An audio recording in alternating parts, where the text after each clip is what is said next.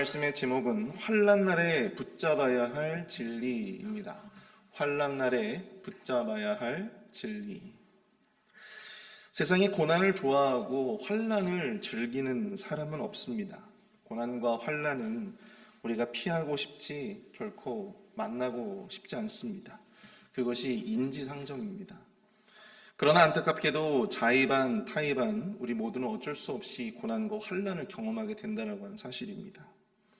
고난과 환난을 만날 때 많은 사람들은 이렇게 생각을 합니다. 왜 하필 나에게 이러한 일들이 생길까?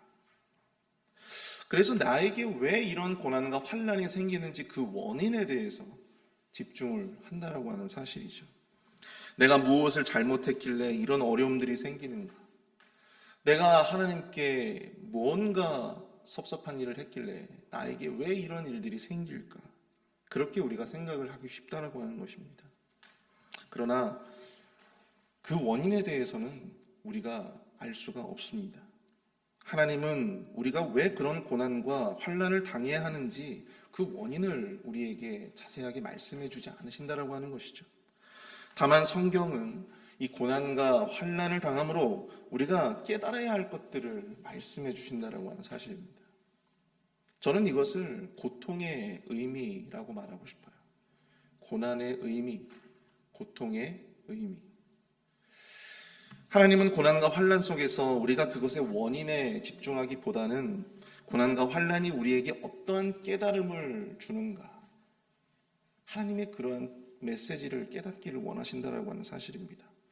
그것을 통해 우리 하나님께서는 우리가 회개하기를 원하시고, 또 그것을 통해서 하나님은 우리가 원하시는, 하나님이 원하시는 그 길을 가기를 원하시며, 또 그것을 통해서 우리가 더 나은 그리스도인으로 살아가기를 원하신다라고 하는 사실입니다. 고난과 환난 속에서 그것이 우리에게 주는 의미를 깨닫지 못한 채 그저 너무나도 힘들다, 너무나도 고통스럽다, 이 고난이 빨리 지나가줬으면 좋겠다, 그냥 아무런 의미 없이 그냥 그 고난이 흘러가기를 기대한다면, 또 그렇게 되어진다면 이 고난과 환난은 우리에게 아무런 영적인 유익도 주지 못하는 아무 의미 없는 헛된 것이 될 것이다 라고 하는 사실이죠. 오늘 새벽에 우리는 이 본문을 통해서 이제 장차 나라가 멸망하게 될 큰 재앙과 또한 큰 환난을 앞둔 예루살렘의 모습을 우리가 보고 있습니다. 우리가 이 본문을 통해서 어쩌면 우리가 훗날 어쩌면 경험할지 모르는 이 고난과 환난 속에서 우리는 나에게 내 앞에 놓여져 있는 그 환난의 의미를, 그 고통의 의미를, 그 고난의 의미를 깨닫기 위해서 반드시 붙잡아야 할 영적인 진리가 과연 무엇일까? 오늘 본문을 통해서 함께 이 말씀을 통해 나누어 보고자 합니다. 환난을 만날 때 우리는 과연 무엇을 붙잡아야 하는가? 첫 번째, 환난 가운데 우리가 의지하고 있는 것을 빨리 분별해야 합니다. 환난 가운데 우리가 그동안 의지해 왔던 것들을 빨리 분별해야 한다라고 하는 것입니다. 오늘 본문 1절을 보시면요, 베냐민 자손들아 예루살렘 가운데로부터 피난하라. 드고아에서 나팔을 불고 베탁게렘에서 깃발을 들라. 재앙과 큰 파멸이 북방에서 엿보아 옴이라. 하나님은 예레미야 선지자를 통해서 말씀하고 계세요. 베냐민 자손들아 예루살렘 가운데로부터 피난하라. 예루살렘 가운데로부터 피난하라. 우리가 여기서 주목해야 될 것은 하나님께서 피난하라고 또한 도망치라고 촉구한 지파가 예루살렘에 가장 많이 살고 있었던 유다 지파가 아니라 어떤 지파예요? 베냐민 지파라고 하는 사실입니다. 왜 하나님께서는 유다 지파가 아니라 베냐민 지파에게 빨리 도망치라고, 빨리 피난하라고 그렇게 촉구하고 있는 것일까? 우리는 이 베냐민 지파와 관련된 역사적인 배경을 이해하면 우리가 이 본문을 더욱더 정확하게 이해할 수 있는데요. 이 베냐민 지파의 기업은요, 아마 여러분들도 다 잘 아실 겁니다. 에브라임 지파가 있고요. 그리고 그 밑에 유다 지파가 있어요. 그리고 그 가운데 있었던 아주 작은 땅덩어리가 바로 이 베냐민 지파가 살고 있었던 기업이었습니다. 그렇게 크지 않은 땅이에요. 그런데 과거 유다와 북이스라엘이 솔로몬이 죽고 난 다음에 이제 분열되게 됩니다.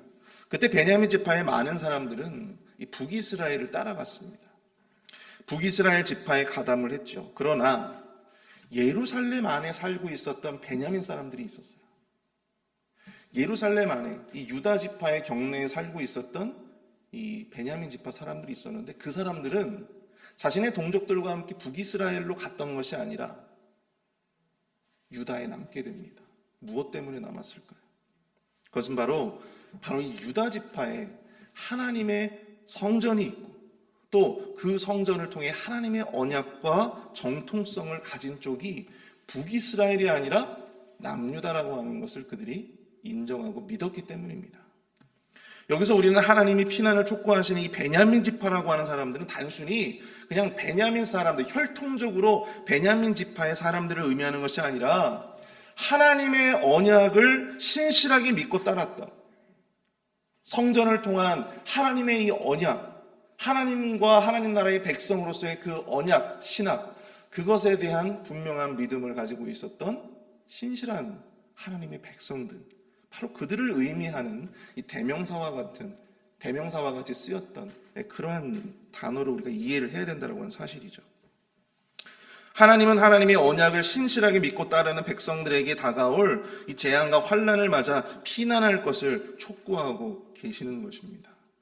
그러면서 말씀하시는 것이 바로 예루살렘 가운데로부터 도망하라, 가운데로부터 피난하라고 말씀하고 계세요. 이 말은 예루살렘에 살고 있었던 유다의 백성들에게는 정말로 충격적인 말이었습니다. 왜 그랬을까요? 그들이 생각하기에 세상에서 가장 안전한 곳은 어디라고 생각을 했을까요? 세상에서 가장 안전한 곳은 바로 예루살렘이라고 생각을 했어요. 왜요? 예루살렘에는 뭐가 있어요? 하나님의 성전이 있어요. 하나님의 성전에는 누가 살고 계십니까? 여호와 하나님의 영광이 거기에 머문다고 생각을 했습니다. 그렇기 때문에 다른 데는 다 망해도 이 예루살렘 성만큼은 하나님이 지켜주시기 때문에 결단코 망할 수가 없다라고 생각을 했던 것이죠. 그래서 이 전쟁이 나면 사람들이 어디로 와서 피신을 하는 거예요? 오히려 예루살렘으로 들어와서 피신을 했는데, 지금 하나님께서는 이 예루살렘 가운데로부터 피난하라, 예루살렘을 떠나라, 지금 이렇게 말씀을 하고 있는 것입니다. 다른 분도 아니고 어떻게 하나님께서 성전을 떠나라고, 예루살렘을 떠나라고 이렇게 말씀을 하시는 걸까? 그렇게 생각하면 이들이 받았던 이 충격이 얼마나 컸을까를 우리가 생각해 볼 수 있습니다. 다른 성은 몰라도 성전이 있는 예루살렘 성만큼은 적에게 절대 무너지지 않을 것이고 함락당하지 않을 이 난공불락의 성이라고 생각을 했는데, 왜 하나님께서 이런 말씀을 하시는 걸까? 그러나 그들이 이렇게 철석같이 믿고 있었던 예루살렘 성전에는 더 이상 여호와 하나님의 영광이 머무르지 않았다라고 하는 것이죠. 우리가 에스겔서를 보면 알 수 있지 않습니까? 에스겔이 본 환상 가운데 하나님의 영광이 어디를 떠나갔어요? 하나님의 성전을 떠나갔어요. 하나님은 이미 그들의 죄로 인해서 그 성전을 떠난 지 오래됐습니다. 우상 숭배의 죄에 물든 예루살렘이 더 이상 이 거룩하신 하나님의 거할 곳이 아니었다라고 하는 사실이죠. 하나님이 떠나버린 그 빈 껍데기와 같았던 성전을 의지했던 바로 이 예루살렘의 사람들, 이들은 헛된 것을 지금까지 의지해 오고 있었다라고 하는 사실입니다. 환난 가운데 우리가 의지하고 있었던 것을 여러분 바르게 분별하셔야 됩니다. 그들은 말로는 하나님을 의지한다고 했지만 실로 그들이 의지했던 것은요, 그냥 빈 껍데기만 남아버린 성전이었어요. 하나님이 아닌, 또한 하나님을 떠나버린 텅 빈 성전을 의지하는 이 착각 속에서 그들은 살고 있었다라고 하는 사실입니다. 하나님을 떠난 자들에게, 여러분, 하나님이 떠난 자들에게 더 이상 안전한 곳은 없다라고 하는 것을 우리에게 보여주고 있는 것입니다. 그리고 그런 그들이 의지하고 기대하고 있었던 대상도 그들에게 결코 도움이 될 수 없다라고 하는 것을 말씀해주고 있는 거예요. 여러분, 이 유다의 백성들이 얼마나 이 하나님이 아닌 다른 것들을 얼마나 많이 의지해 왔습니까? 우리가 뭐 너무나도 잘 알고 있다시피 우상들을 섬겼던 것은 뭐 말할 것도 없고요. 제가 전에도 말씀드렸지만 주변의 강대국들을 또한 의지해 왔잖아요. 그들에게 조공을 바치고 또 때로는 그들을 배신하기도 하면서 국제 간의 어떤 역학관계 속에서 그들이 의지해 왔던 것은 강대국들이었어요.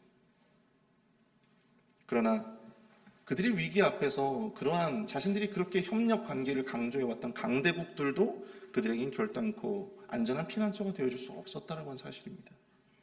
사랑하는 성도 여러분, 그러므로 우리는 이 고난과 환난을 당할 때 우리는 그 속에서 우리가 지금까지 의지해 왔던 것이 과연 무엇이었는가? 내가 지금 의지해 오고 있는 것이 과연 이게 바른 것인가? 라고 하는 것을 분별할 필요가 있다고 하는 사실입니다.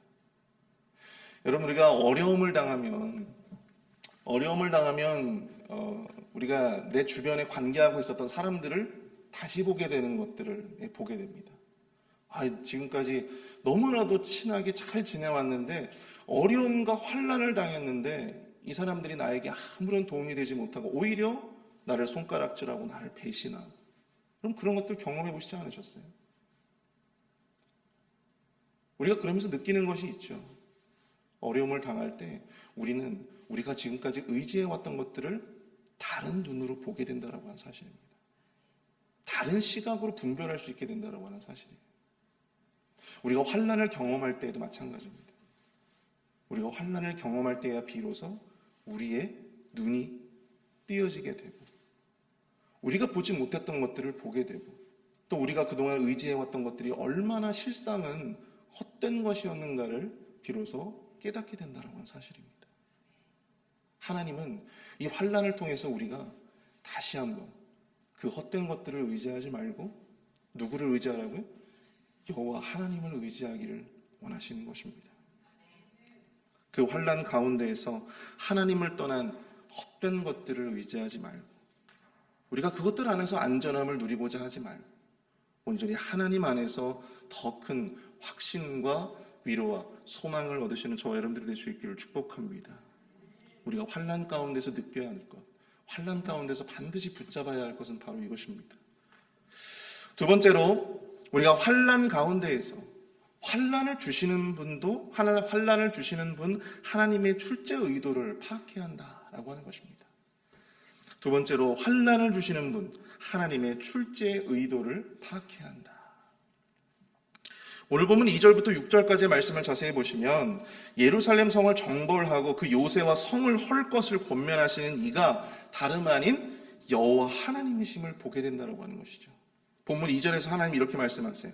아름답고 우아한 시온의 딸을 내가 멸절하리니.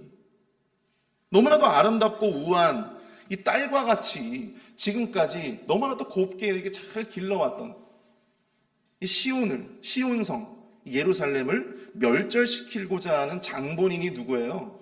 바로 여호와 하나님이시라고 하는 것입니다. 여호와 하나님은 그들을 멸망시키기 위해서 북방에서 목자들과 양떼들을 몰고 오셨습니다. 하나님은 자신의 딸과 같은 예루살렘 성을 멸망시키게 하기 위해 북방의 군대를 일으키신 거죠. 게다가 예루살렘을 정벌하는 자들에게 오히려 그들을 계속해서 충동질해가지고 그 요새들을 헐어버려라, 그렇게 말씀하시는 장본인이 누구예요? 여호와 하나님이었다라고 하는 것입니다. 여기서 우리는 깨닫게 됩니다. 환난을 주시는 주체가 바로 하나님이시라고 하는 거죠.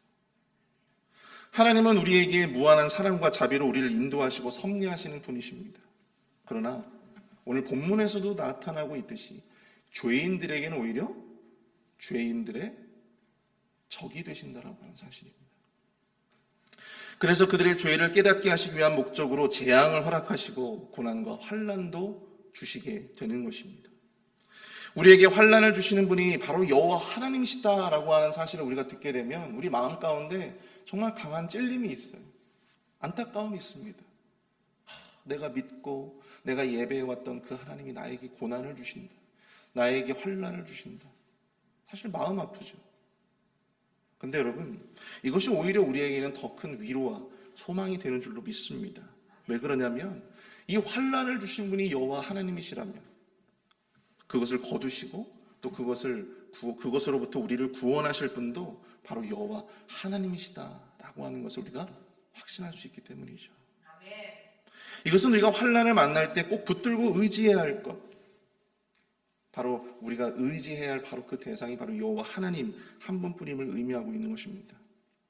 그런데 여러분, 사탄과 마귀는요, 우리로 하여금 환난 속에서 이 사실을 깨닫지 못하게 해요. 오히려 우리의 마음속에 하나님에 대한 이 섭섭한, 하나님에 대한 야속한 마음을 들게 한다라고 하는 사실입니다. 이게 바로 사탄의 전략이에요. 환난과 고난을 당하는 성도들의 이 마음 가운데 틈을 타는 거예요. 내가 얼마나 하나님과 이 교회를 위해서 헌신을 해왔는데, 내가 얼마나 이 오랫동안 믿음을 지키고 신앙생활을 열심히 해왔는데 왜 내가 이러한 질병을 감당해야 되며, 내가 왜 이런 경제적인 어려움을 당해야 되고, 내가 왜 이 관계적인 문제, 사람 때문에 내가 왜 이렇게 힘들어해야 되는 것인가. 사탄과 마귀는 우리의 연약함을 파고들어서 우리의 마음 가운데 악한 가라지를 심는다라고 하는 사실입니다. 그러면 어쩌나 마음속에 섭섭함이 밀려드는지 모릅니다. 여러분, 저도 그런 것들을 경험을 했고요. 아마 여기 앉아 계시는 모든 분들도 우리가 고난과 환난 가운데서 한 번쯤은 그런 생각들을 해보셨을 것입니다. 근데 여러분, 우리가 그런 환난과 이런 고난 가운데에서 우리가 자꾸만 그러한 생각이 집중을 하면요, 하나님의 뜻과 이 계획에 집중하지 못하고 우리 내면의 이런 어떤 연약함, 사탄이 심어놓은 우리의 내면의 어떤 가라지들에 자꾸만 이렇게 우리가 몰입하게 된다면 우리는요, 그 고난과 환난을 통한 하나님의 계획을 놓치게 됩니다. 그리고 하나님의 뜻을 놓치게 돼요. 그리고 점점 더 우리의 내면이 이 어두운 동굴 안에 우리 스스로를 가두는 그러한 결과로 이어지게 된다고 하는 사실입니다. 여러분, 누가 다른 사람이 가두는 게 아니에요. 바로 우리 스스로가 그것을 자꾸만 가두는 거예요, 우리 자신을. 또한 하나님으로부터 우리 스스로 멀어지게 만들고, 또 우리에게 영적인 조언들을 해주는 영적인 동지들, 그들로부터 멀어지게 만든다고 하는 사실입니다. 사람들이 만나기 싫어지고, 신앙으로부터도 자연스럽게 멀어지게 된다고 하는 것입니다. 사랑하는 성도 여러분, 우리가 당하는 이 고난과 환난을 가만히 들여다보면 우리가 반드시 깨달아야 하는 하나님과 뜻, 그리고 하나님의 그 계획이 있기 마련이에요. 하나님은 여러분들 아무런 이유 없이 우리에게 고통을 주지 않으십니다. 여러분, 아무 이유 없이 고통을 주는 것은, 아무 이유 없이 고통을 준다면 여러분, 하나님은 하나님이실 수가 없죠. 그 고난과 환난 속에서 우리가 스스로를 돌아보고 여러분, 우리의 내면을 들여다보기를 원하시는 거예요. 그리고 우리 하나님의 뜻과 계획에 집중하기를 원하십니다. 그렇게 우리가 그 환난 가운데서 하나님의 뜻에 집중하고 하나님의 그 계획을 깨달아 알 때에 우리는 비로소 한 단계 성장하는 것입니다. 그리고 우리 앞에 놓여져 있는 고난과 환난도 더 이상, 그때가 되면 그것이 더 이상 우리에게 고통이 되지 않습니다. 위로가 되고 또한 소망이 될 수 있는 것입니다. 바로 그것이 우리 앞에 놓여져 있는 이 고난과 환난을 하나님께서 거두어 들이시는 유일한 길이 된다고 하는 사실을 여러분들 꼭 기억하실 수 있길 축복합니다. 여러분, 이 영적인 원리가 이래요. 우리가 초등학교에 들어가면, 초등학교 처음 들어가면 우리가 몇 학년이라고 해요? 1학년이라고 하잖아요. 1학년이 되면 1학년에 딱 맞는 그 과목의 수준대로 1학년 공부를 하고 또 시험을 치릅니다. 1학년 학생에게 5학년짜리의 과목을 배우게 하고 시험을 주겠습니까? 그렇지 않죠. 1학년은 1학년에 딱 맞는 그 시기에 적절한 시험을 치르게 되는 거예요. 그리고 거기에 통과를 해야 어디로 올라가요? 2학년으로 올라가는 거예요. 우리의 시험도 마찬가지예요. 우리의 환난도 마찬가지입니다. 우리가 하나님이 주시는 그 환난을 통해서 우리가 그 환난을 지혜롭게 잘 통과하면, 연단함으로 지혜롭게 잘 통과하면 우리가 다음 단계로 이렇게 계속해서 디벨롭 되면서 성장하는 거예요. 깨달아 나가게 되는 것입니다. 우리가 환난을 경험할 때마다 기억해야 할 것은 그것을 주시는 하나님의 출제 의도를 여러분들이 기억하셔야 된다는 사실입니다. 여러분, 우리가 그 시험을 잘 치러내지 못하면요, 그 비슷한 사건들이 자꾸만 계속해서 우리의 인생 가운데 반복해서 나타난다라고 하는 사실이에요.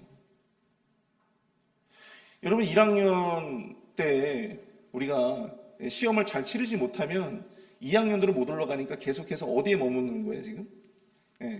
1학년들이 하는 그 시험들에 계속해서 우리가 머물게 되는 것입니다. 여러분, 우리가 언제까지 1학년짜리 그 시험들에 계속해서 머물러야 하겠습니까? 사람만 바뀌고 상황만 바뀌는 것이지 본질은 똑같아요. 사랑하는 성도 여러분, 우리에게 환난을 주시는 하나님의 출제 의도를 반드시 파악하실 수 있기를 축복합니다. 그래야 여러분들 문제를 푸실 수가 있어요. 그래야 그 환난을 주시는 분도 하나님이시고 그것을 거두시는 분도 하나님이시기 때문에 우리는 하나님이 그 문제를 우리에게 왜 주셨는가? 하나님은 그 고난을 통해서 우리가 무엇을 깨닫기를 원하시는가? 어떻게 성장하며 나아가기를 원하시는가? 어떻게 성숙하며 나아가기를 원하시는가? 우리가 거기에 집중해야 한다고 하는 것입니다. 그것이 우리의 죄에 대한 회개일 수도 있어요. 또 어떤 사람에게는 우리의 인내와 영적 성장의 문제일 수도 있습니다. 어떤 사람이 질병을 갖게 됐는데 저 사람 저거 죄 때문에 저러는 거야. 우리가 함부로 판단할 수 있어요, 없어요? 없는 거예요. 그 사람에게 맞는 하나님이 저 사람에게 주는 그 이유가 분명히 있는 거예요. 우리는 알 수 없지만. 그것은 스스로 깨달아야 합니다. 그 깨달음을 위해서 필요한 것이 무엇입니까? 오늘 본문은 그 깨달음을 위해서 우리에게 귀를 열라고 말씀하고 있습니다. 귀를 열라. 오늘 보면 10절을 보시면 내가 누구에게 말하며 누구에게 경책하여 듣게 할꼬 보라 그 귀가 할례를 받지 못하였으므로 듣지 못하는도다. 보라 여호와의 말씀을 그들이 자신들에게 욕으로 여기고 이를 즐겨하지 아니하니. 하나님은 예루살렘이 멸망하게 되는 이유가 그들의 귀가 할례 받지 못해서 그들이 하나님의 말씀을 듣지 못했기 때문이라고 말씀을 하고 있는 것입니다. 오히려 하나님의 말씀을 뭐로 여겼다고요? 뭐로 여겼다고요? 욕으로 여겼다. 그들의 혼미한 영은 그들을 위한 하나님의 말씀을 오히려 그들을 향한 욕으로 듣게 했다라고 하는 것입니다. 그리고 그들의 혼미한 귀는 그들로 하여금 하나님의 출제 의도를 깨닫지 못하게 만든다. 그러니 그들이 하나님의 말씀을 듣고 회개할 수 있었겠습니까? 그러니 그들이 하나님의 말씀을 듣고 하나님께로 다시 돌아갈 수 있었겠어요? 없는 것이죠. 사랑하는 성도 여러분, 하나님의 말씀을 온전히 깨달아 알 수 있는 열린 귀를 소유하실 수 있는 저와 여러분 될 수 있게 축복합니다. 여러분 마음으로 한번 따라해 보십시오. 마음으로 따라하세요. 혼귀가 아니라 열귀다. 여러분 혼귀가 뭐예요? 혼귀? 네? 혼귀. 혼귀는 여러분 혼미한 귀예요. 혼미한 귀. 네. 혼귀가 아니라 열귀, 열린 귀. 여러분 혼귀가 아니라 열린 귀를 소유하시는 저와 여러분 될 수 있게 축복합니다. 예수님은 여러 비유들을 말씀하시면서 들을 귀 있는 자들은 들으라 이렇게 말씀을 하세요. 들을 귀 있는 자들은 들어라. 사람마다 여러분들 귀가 있잖아요. 그럼에도 불구하고 귀가 있음에도 불구하고 듣지 못하는 사람들도 있는 거예요. 아무쪼록 우리의 귀가 하나님을 향해 열려 있게 되어지기를 축복합니다. 하나님의 말씀을 들으십시오. 사람의 말로 듣지 아니하시고 온전히 하나님의 말씀으로 들어야 돼요. 하나님의 말씀으로 이해하고 그 환난 속에서 하나님이 나에게 원하시는 뜻이 무엇일까? 그럼 그것을 헤아려 하시는 저와 여러분 될 수 있기를 축복합니다. 기도하겠습니다. 오늘 말씀을 생각하시면서 함께 기도하도록 하겠습니다. 주님, 우리 인생에 어쩔 수 없이 환난과 고난을 경험한다 할지라도 우리가 결코 낙심하지 않고 주님으로 말미암아 소망을 갖게 하옵소서. 환난과 고난을 통해 지금까지 우리가 의지해왔던 것이 무엇이었는가? 그 헛된 것들을 잘 분별할 수 있도록 인도하여 주시고 오직 주님만을 의지하게 하여 주옵소서. 환난을 주시는 분도 주님이시고 그것을 능히 거두실 수 있는 분도 주님이시오니 환난을 통해 주님의 뜻을 반드시 깨달아 알 수 있는 혼귀가 아닌 열귀를 우리에게 허락하여 주옵소서. 우리 함께 마음을 합심해서 기도합니다.